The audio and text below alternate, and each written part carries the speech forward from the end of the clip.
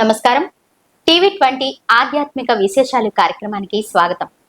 ఈ రోజు మనతో ఉన్నారు సంకీర్తన కౌముది, కర్ణాటక సంగీత విద్వాంసులు, ఆధ్యాత్మికవేత్త శ్రీ కస్తూరి గోపాలరావు గారు.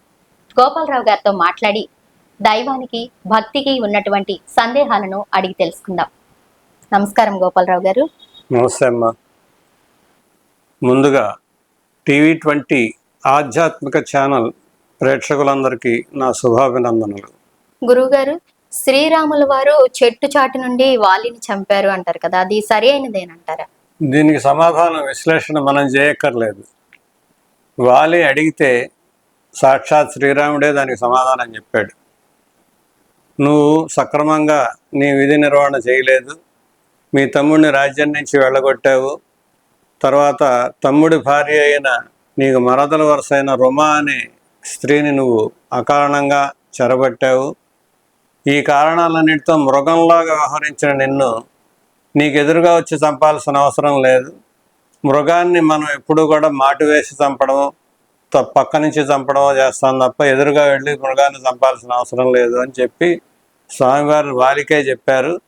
వాలి దానికి సమాధానపడి నీతో వాదించడానికి నీకంటే ధర్మవేత్త ఎవరూ లేడు అని చెప్పి వాలే ఒప్పుకున్నాడు.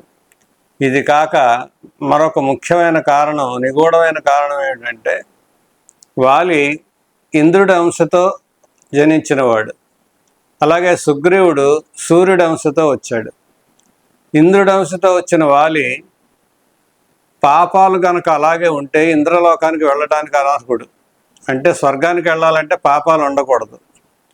పాపాలు పోవాలంటే వేరే ఒకళ్ళు చంపితేనో అతనంతట అతను చస్తేనో పాపాలు పోవు.